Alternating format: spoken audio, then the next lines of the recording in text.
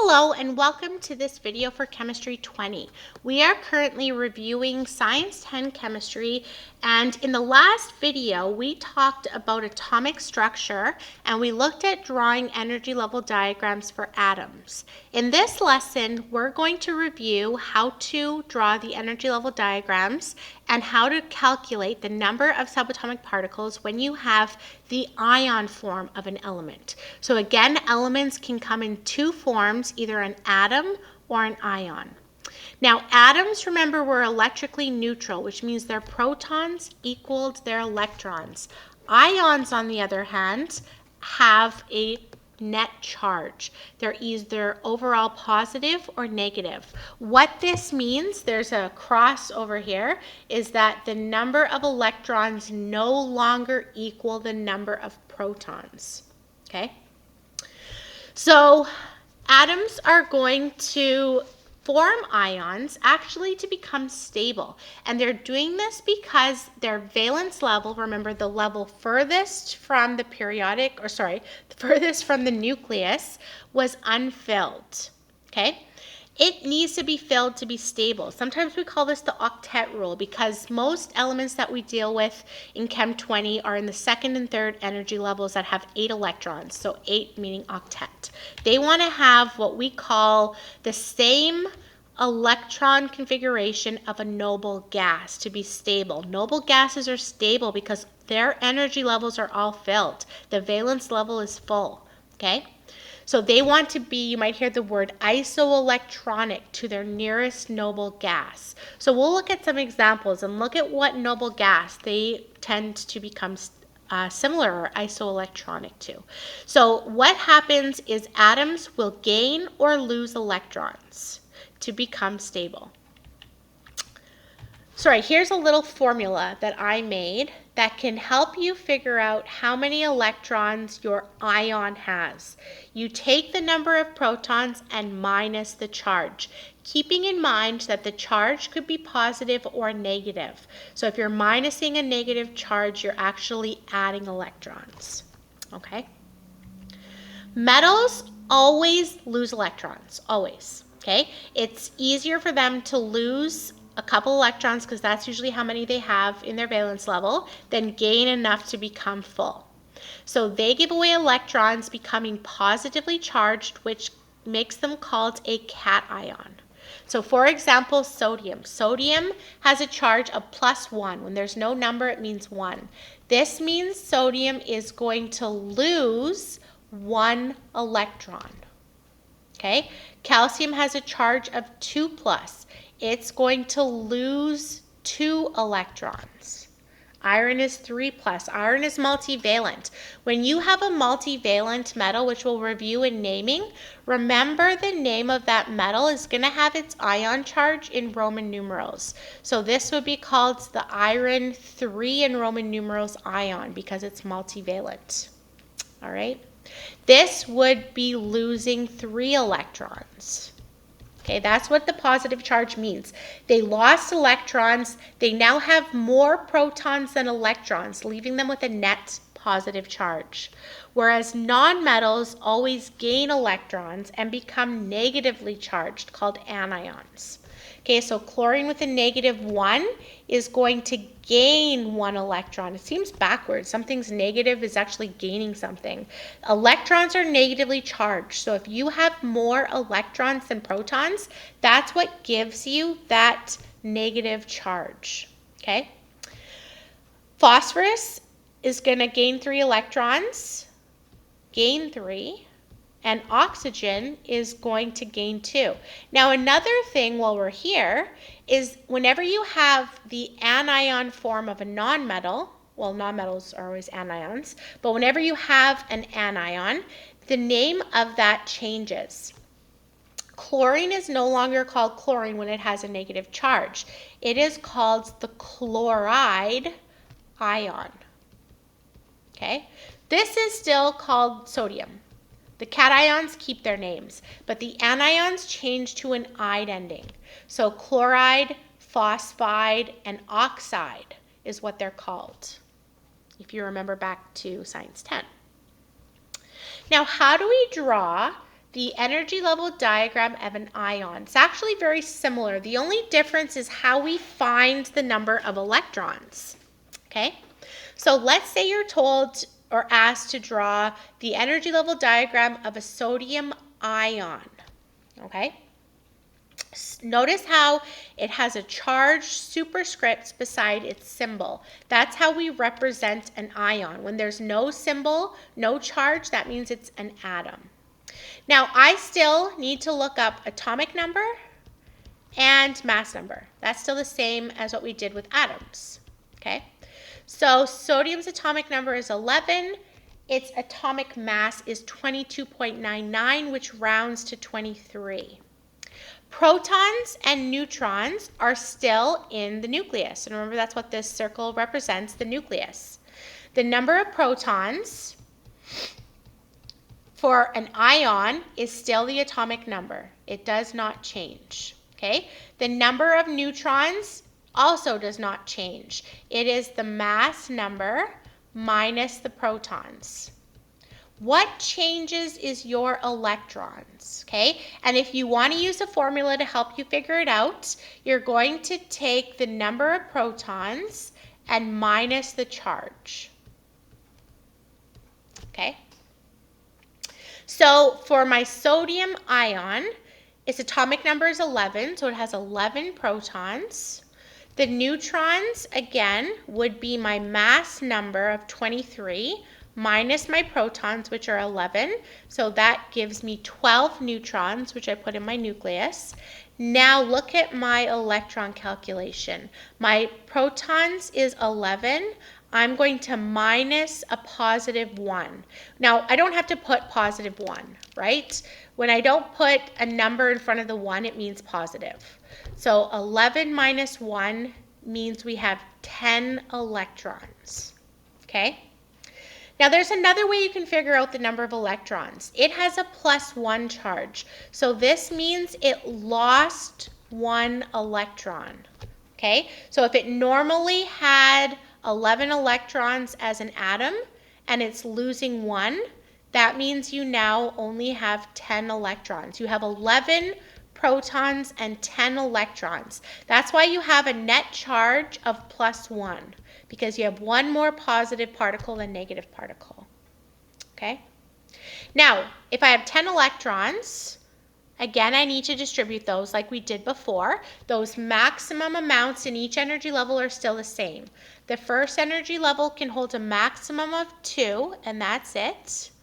The second can hold a maximum of 8, again, and that's actually my total electrons. I put 2 in the first energy level, it's filled. I put the other 8 that make up the 10 in the second energy level, and now it's filled. Notice how the energy level is filled. That's why atoms form ions, to fill their valence level, okay? Now that it has 10 electrons, it is isoelectronic, meaning it has the same number of electrons as neon, because neon's atomic number is 10. So neon had 10 electrons and 10 protons. So the nearest noble gas to sodium, if you look at its atomic number, sodium's atomic number is 11. The nearest noble gas is neon, which has 10 atomic number and electrons, okay? So it is isoelectronic to neon. Now, this is your final answer, okay? But I just want to show you, if I were to draw an atom of sodium, the only difference it would have. So first of all, when I write the symbol, I don't put a charge. The protons and the neutrons are still the same, but the electrons, remember, would equal the number of protons. So that would mean that I would have 1 valence electron above those 8 electrons in the second energy level. That's why this is unstable. And that's why sodium as an atom loses 1 electron. It's easier to lose 1 than have to gain 7 to make 8, because this third energy level would need 8. So it loses 1, and now it is a sodium ion, okay? That's what metals do. They always lose electrons so that their outer level is now filled. Let's look at an example of a nonmetal ion. So let's look at chloride. Notice again how its name changed. Instead of chlorine, it's chloride. Now I'm going to look up again my atomic number. Chlorine's atomic number is 17, and I have a lot of students kind of get confused with the mass for this. The atomic mass, I'm just going to write the full atomic mass for chlorine is 35.45. When I'm rounding to the nearest whole number, I'm only looking at the digit I'm cutting off after the decimal. If it's a 5 or more, it'll round the last digit that I'm allowed to keep before or after the decimal, I guess I should say, up. But it's a 4, okay? Doesn't matter that there's a 5 after. This is a 4. So it's going to stay at 35. It's not 36. It's 35, okay? Again, I start with my nucleus in the center as a circle with the protons and neutrons inside of them. My protons would be my atomic number, which is 17. My neutrons would be my mass number minus my protons, which would be 18 neutrons in the nucleus. And my electrons now. I have my formula, protons minus charge. My protons are 17. I'm minusing my charge, which is -1. I'm minusing a -1. That symbol there means -1. Sorry, not E. It means -1. We never show ones in chemistry, so just a symbol like that means -1. Okay? So this actually means we're going to have 18 electrons. You're actually adding. You can think of it again as it having a -1 is gaining 1 electron. So when it had 17 electrons as an atom, it gains 1 to now have 18. And so when I draw its energy levels, distributing them, I have 18 in total. So 2 in my first, 8 in my second, that gives me 10. I have 8 more of my 18, and that's again exactly how many electrons can fit in the third energy level. So I have now filled energy levels, and this element, or this ion I should say, my chloride ion, is now isoelectronic to another element that has 18 electrons, which is argon.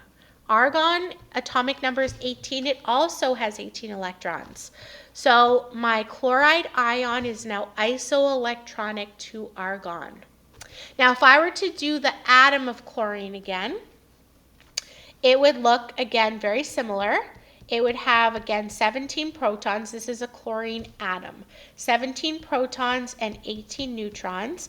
But it again only had 17 electrons in total. So it would have been 2, 8, and then 7.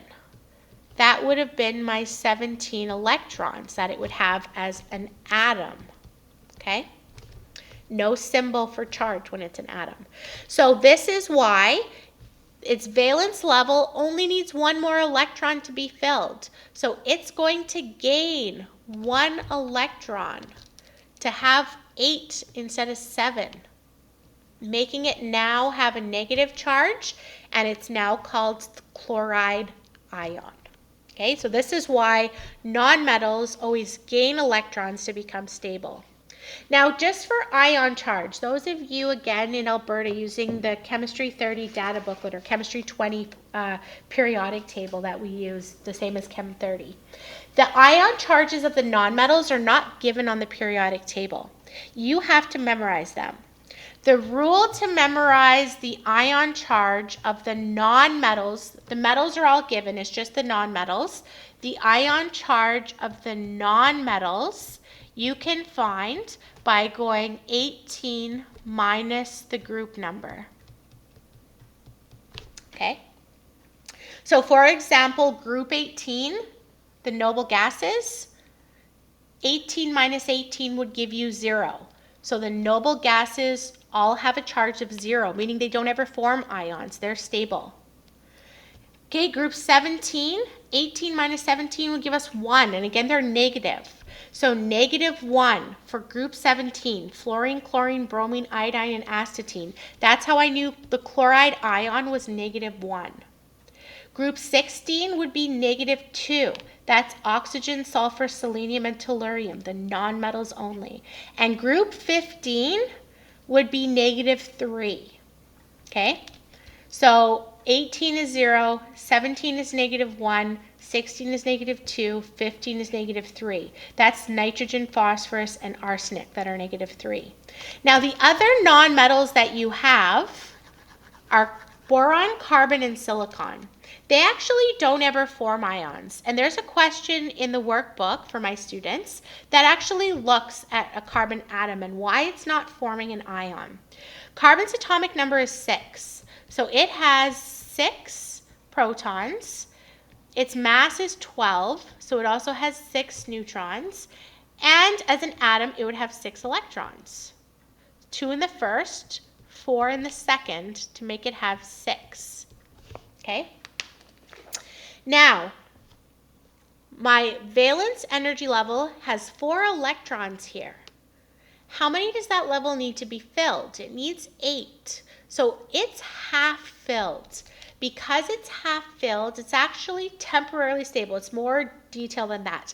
But half filled makes it temporarily or stable enough that it's not going to gain or lose electrons to form an ion. So carbon will never form an ion. It'll always be an atom. Okay, so that's why group 14 and group 13, we don't talk about their ion charges. So group 18's ion charges are 0. Group 17 are all -1. Group 16 are all -2. And group 15 is the last one we look at, are all -3. Okay, those group numbers are the ion charges of those elements in those groups. Okay, now just a summary to show you, again, atomic structure. So elements, again, can exist in 2 forms. Either they're an atom or an ion. When they're an atom, electrons equal protons. Okay, and just a reminder how to find protons and neutrons. When they're an ion, their electrons are different. It's protons minus the charge. Okay, proton and neutron for atoms and ions are always the same. Protons are atomic number, and neutrons are mass minus protons. Mass number, so the rounded mass. And if you're asked to draw the energy level diagram, remember the nucleus is where you start with the protons and neutrons inside the nucleus. Then you distribute your electrons in the energy levels. Those are the maximum electrons that each energy level can hold up to period 4. And then just a reminder again of where you find atomic number and the mass number. The mass number, again, is the rounded atomic mass. Okay? So that is it for drawing energy level diagrams for atoms and ions. Thank you for watching this video.